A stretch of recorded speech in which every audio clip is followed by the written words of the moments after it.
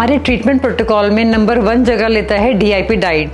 तो काफ़ी लोगों को डीआईपी डाइट से आराम मिल जाता है, बट सभी लोग पूरी तरह से ठीक नहीं हो पाते हैं। तो कहाँ पर वो लोग गड़बड़ करते हैं, क्या कमी रह जाती है, आज मैं उस पर बात करना चाहती हूँ। तो अगर हम अपनी रसोई में देखते हैं तो पहला नंबर आता है अनाज का। तो हम देखेंगे कि हमारा जो भी अनाज है वो हमारा पॉलिश्ड है और हाइब्रिड है, और अगर हमारे चावल भी हैं वो भी पॉलिश्ड हैं। दूसरी बात हमारी स्टोरेज की बात आती है। तो आप देखेंगे कि आजकल कोई नीम की पत्तियों से तो स्टोरेज करता नहीं है, या पहले जैसे मोटे मोटे नमक के डले आते थे जो अनाज में डाल दिए जाते थे। आजकल सब लोग पारद की गोलियां डाल देते हैं, 2-3 गोलियां डाल के अनाज में रख देते हैं।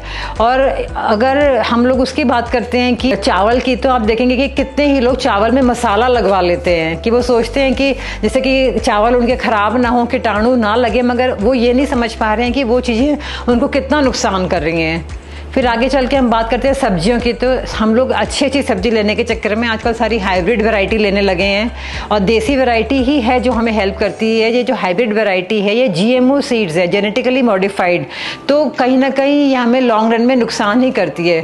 और फिर हम लोग सब्जियां खरीद के सीधा उसको फ्रिज में रख देते हैं, वहाँ से ही टेम्परेचर जो है अप एंड डाउन होने लगता है। जब हमें ज़रूरत होती है तब हम वो लोग सब्जियाँ इस्तेमाल करते हैं।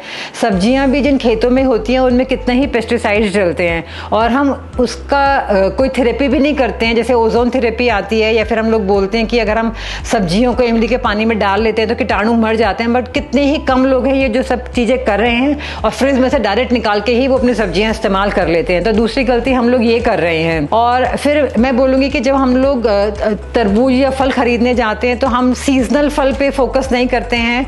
कोल्ड स्टोरेज एक बहुत बड़ी भूमिका निभा रहा है कि वो 12 महीने हमारे को फल सब्जियाँ सप्लाई करता है। तो आप उसमें ये नहीं देखते। और अगर आप तरबूज लेने जाते हैं, आप चाहते हैं कि आपको मीठा तरबूज मिले, तो ना चाहते हुए भी दुकानदार को उसको लाल करने के लिए और मीठा करने के लिए मैनिपुलेट करना पड़ता है। और ऐसे ही अगर हम लोग जामुन, कोई भी हम लोग फल खरीदना चाहते हैं या खाना चाहते हैं, हम लोग हमेशा सोचते हैं कि वो अच्छे से अच्छा मिले और मीठा मिले, तो यहीं से ही मैनिपुलेशन शुरू हो जाता है।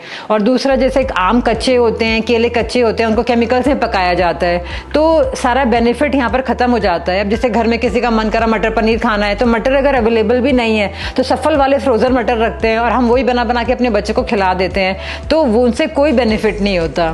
फिर दूसरी बात आती है किचन में हमारी गैस, GAS गैस। उसका मतलब ही है कि अगर आप इस गैस पे खाना बनाते हैं उसमें कई केमिकल्स होते हैं, और वो खाना खाते ही आपको गैस बनने लगती है।